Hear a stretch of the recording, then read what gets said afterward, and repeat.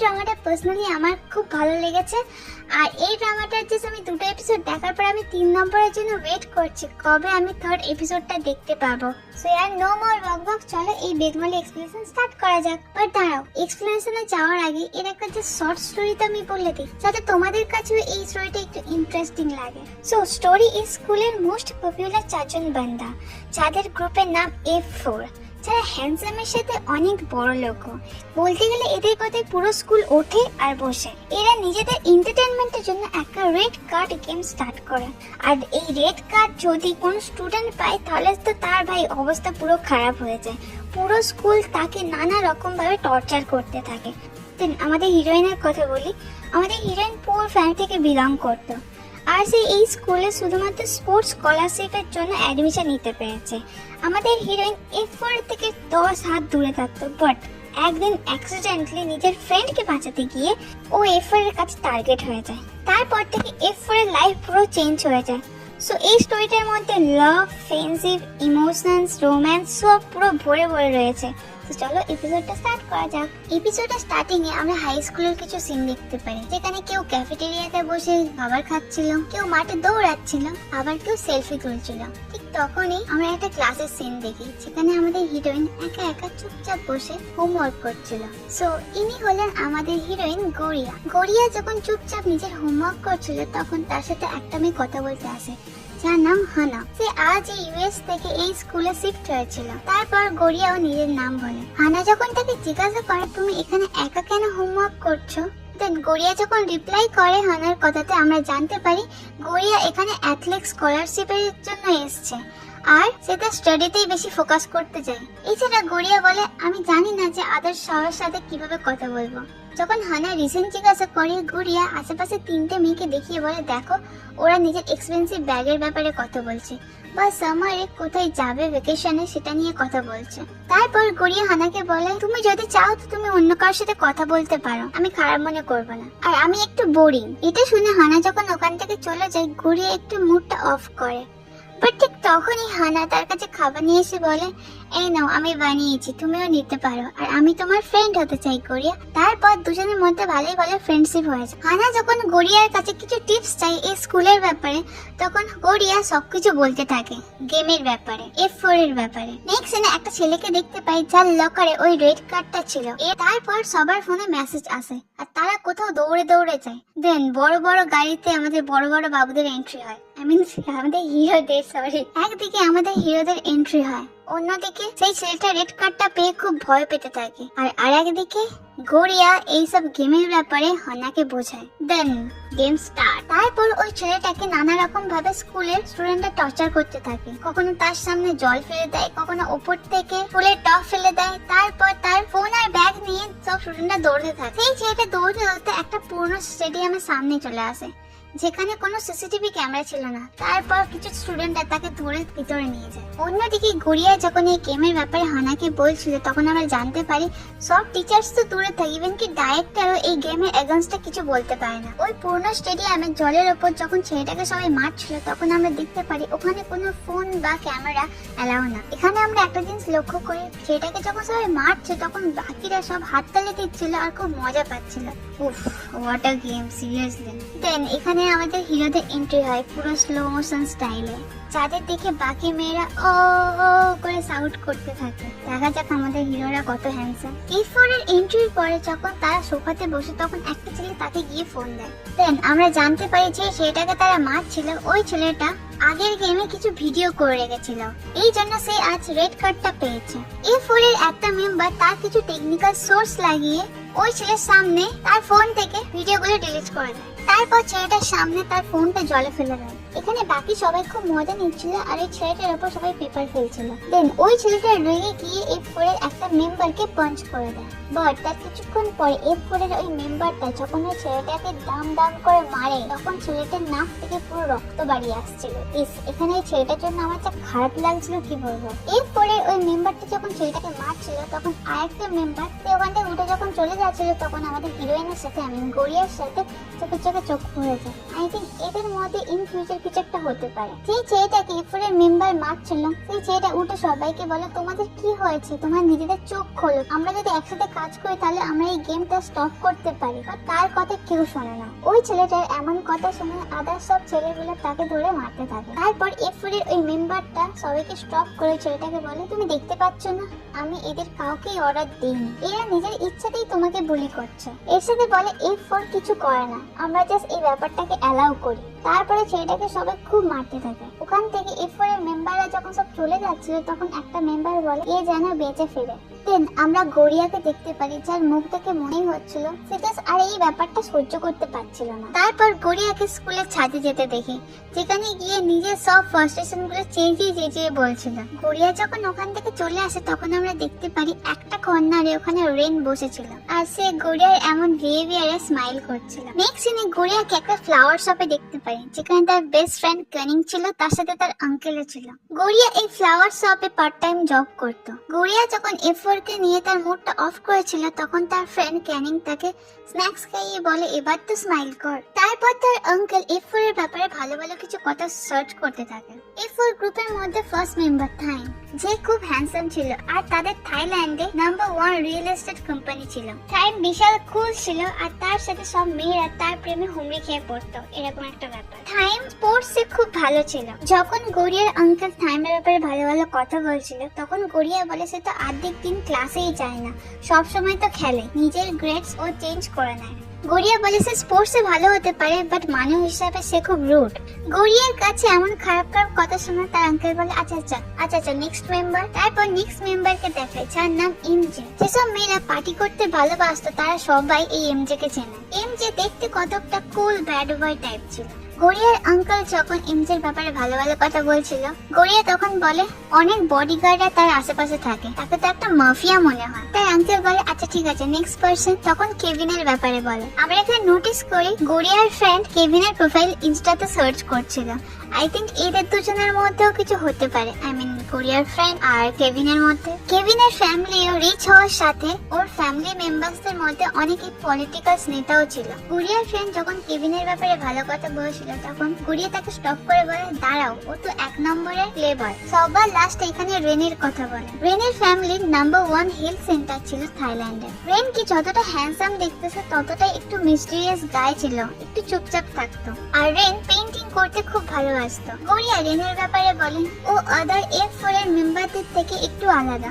গড়িয়া তার best friend আর আঙ্কেলকে বলে F4 কি খুব ভালো আর পারফেক্ট মনে হলে কি হবে, ওরা ভিতর থেকে খুব বাজে আর স্কুলে গিয়ে সবাইকে বুলি করে। নেক্সট সিনে গড়িয়া আর তার বাকি ফ্যামিলি মেম্বারদের দেখায়, যেখানে আমরা জানতে পারি গড়িয়া ওই এক্সপেন্সিভ স্কুলে যাচ্ছে বলে তার ফ্যামিলি তার জন্য মানি প্রবলেমে সাফার করছে।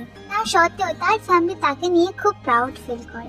গড়িয়ার মা যখন গড়িয়ার শু দেখে তখন বলে তোমার এমন জুতোর অবস্থা তুমি আমাকে আগে বলোনি কেন। এখানে আমরা বুঝতে পারি মানি প্রবলেম হচ্ছে বলে গড়িয়া তার জুতোর ব্যাপারে কিছু বলেনি, তাই সে ওই ছেঁড়া জুতোটা ইউজ করছিল। গড়িয়ার মা গড়িয়াকে ফ্যামিলি মানি প্রবলেমের ব্যাপারে চিন্তা করতে মানা করে। তার সাথে গড়িয়ার মা তাকে স্কুলের কোনো হ্যান্ডসাম রিচ ছেলেকে দেখে তার সাথে প্রেম করার কথাও বলেছিল। ভাই এরকম সাজেশন কে দেয় ভাই? গড়িয়ার ফ্যামিলি থেকে আমরা এটা বুঝতে পারি গড়িয়া পুয়ার ফ্যামিলি থেকে বিলং করলেও সে তার ছোট ফ্যামিলিতে খুব হ্যাপি ছিল। স্টেজে কিছু স্পিচ দিতে দেখে যার নাম ছিল মীরা। সেই স্পিচ গুলো আমাদের গড়িয়া আর তার বাবা বসে শুনছিল। তারপর আমরা বুঝতে পারি মীরা গড়িয়ার আইডল, সেই জন্য গড়িয়া মীরার মতো হতে চায়। আর এটা আরেকটা রিজন এই স্কুলে আসার জন্য। নেক্সট সিনে গড়িয়াকে ক্যাফেটেরিয়াতে বসে লাঞ্চ করতে দেখা যায়। তখন তার সাথে হানা কথা বলতে আসে। তারা দুজন একটু কনভারসেশনের পর ডিসাইড করে যতক্ষণ না গ্রাজুয়েশন কমপ্লিট হচ্ছে A4 থেকে অনেকটা দূরে থাকবে আর সেফ থাকবে। গড়িয়া আর হানা যখন কনভারসেশন শেষ হয়ে যায়, হানা যখন ওখান থেকে উঠে চলে যাচ্ছিল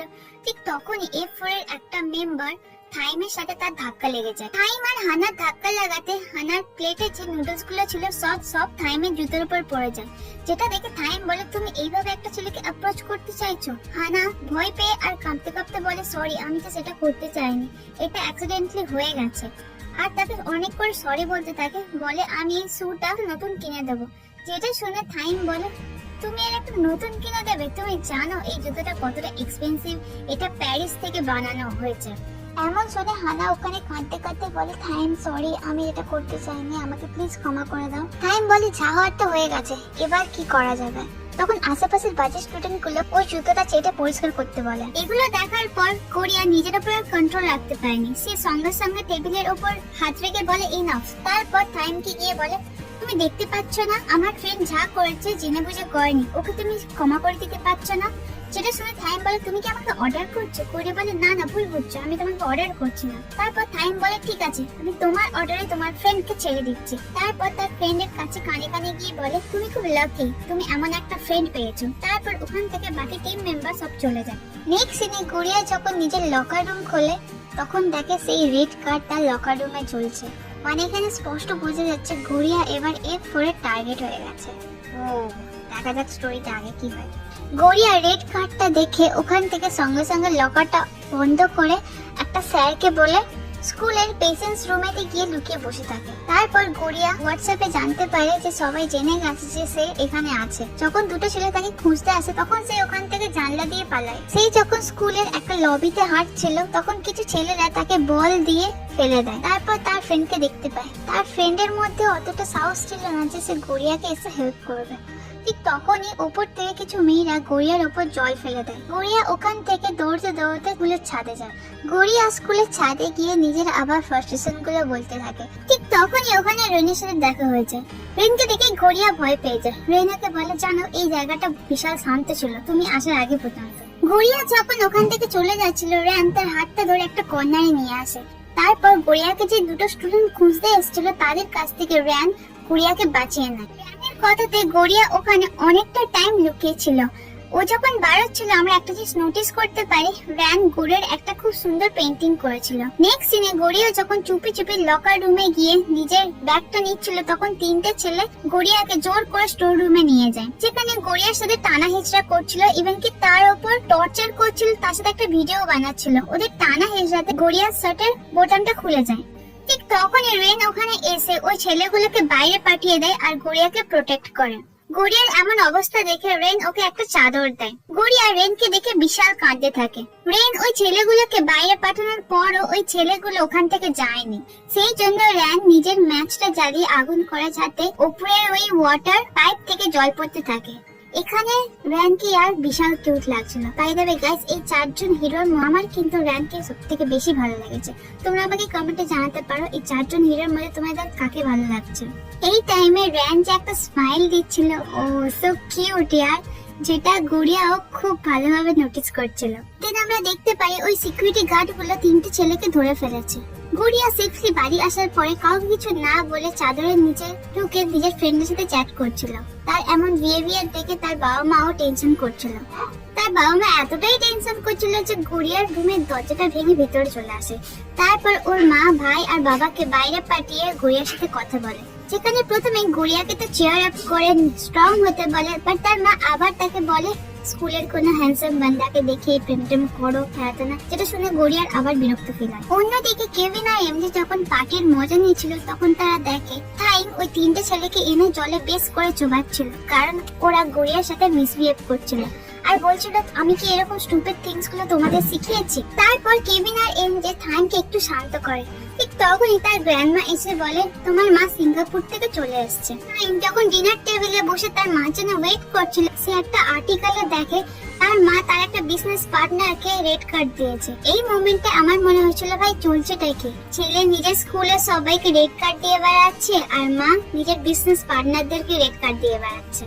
আমরা থাইমের মাকে দেখতে পারি, ছেলের থেকে ভাই মা আরো বেশি ডেঞ্জারাস। একটা হাউসমেট যখন তাকে ওয়াইন সার্ভ করছিল একটুখানি নিচে পড়াতে তাকে পুরো ফায়ারই করে দেয়। ওএমজি। থাইমের মা যখন জানতে পারে থাইম স্কুলে একটা নিউ গেম স্টার্ট করেছে এন্টারটেইনমেন্টের জন্য, তখন তার মা তাকে না বকে উল্টে বলতে থাকে তুমি যদি একটা স্কুলে রুল না করতে পারো তাহলে তুমি যখন বড় হবে তুমি কোনো কিছুতেই কন্ট্রোল করতে পারবে না। নেক্সট সিনে গড়িয়ার ফ্যামিলিকে দেখায়, যেখানে আমরা জানতে পারি গড়িয়ার মা নিজের সব সেভিং খরচা করে ফেলেছিল শুধুমাত্র গড়িয়ার জন্য নতুন শু কিনবে বলে। তারপর গড়িয়ার ভাই ওই শুয়ের উপর ছোট ছোট কিউট কিউট ফ্লাওয়ার ড্রয়িং করে দেয়। তারপর তারা একটা হ্যাপি ফ্যামিলির মতো কিছুটা টাইম স্পেন্ড করে। গড়িয়া যখন নেক্সট মর্নিং স্কুলে যায় সে ভয়ে ভয়ে নিজের লকারটা খোলে। সে যখন দেখে ওখানে কোনো রেড কার্ড নেই সে একটু শান্তি পায়। তারপর যখন ওর জুতোর উপর পাউডার পড়ে যায় সে জুতোটা পরিষ্কার করতে থাকে। ঠিক তখনই দুটো ছেলে তার কাছ থেকে ওই জুতোটা নিয়ে দৌড়তে থাকে। গড়িয়াও তাদের পিছনে দৌড়তে থাকে। গড়িয়া এখানে বারবার বলছিল ওকে যাতে শুটা দিয়ে দেয়, বাট সেই ছেলেগুলো শুনছিল না। তারপর গড়িয়া দৌড়তে দৌড়তে সেই পুরনো স্টেডিয়ামের সামনে চলে আসে, যেখানে দেখে থাইম তার জুতোটা ধরে দাঁড়িয়ে আছে। গড়িয়া ভেবেছিল যে সবকিছু এত ঠিক হয়ে গেছে, থাইম ওকে জুতোটা দিয়ে দেবে। ঠিক তখনই থাইম একটা ছুরি বার করে জুতোটাকে টুকরো টুকরো করে ছিঁড়ে দেয় আর একটা নোংরা ডাস্টবিনে ফেলে দেয়। গড়িয়া তারপরে ওখানে গিয়ে ডাস্টবিন থেকে আস্তে আস্তে বার করে আবার জুতোটা পরে। থাইম ওর কাছে এসে কথা বলতে যাচ্ছিল, ঠিক তখনই গড়িয়া তাকে একটা জাস্ট কিক করে। বাহ ইয়ার, হোয়াট এ কিক! সিরিয়াসলি এখানে একটা তালি মারা দরকার। থাইমকে কিক করার পরও গড়িয়ার মনের রাগ কমেনি, তাই সে থাইমের কলার ধরে তার পুরো ওপর বসে পড়ে আর বারবার বলে, আমি আর গিভ আপ করব না, আমি তোমার এগেইনস্টে ফাইট করব। সেটা দেখার পর A4 এর বাকি মেম্বার, আদার্স অফ স্টুডেন্ট সবাই ভাবছিল ভাই কে এটা, কোথা থেকে এসেছে। এখানে আমরা রেনকে খুব কিউট স্মাইল করতে দেখি। এর সাথে থাইমের মুখের অবস্থাটা আমরা দেখতে পারি। সো ড্রামা লাভার্স, এখানে এই এপিসোডটা শেষ হচ্ছে। এর পরের এপিসোডটা আরো বেশি ইন্টারেস্টিং হবে, তার জন্য জাস্ট দেখতে থাকো। সো দেখা হচ্ছে নেক্সট ভিডিওতে। Till then tata.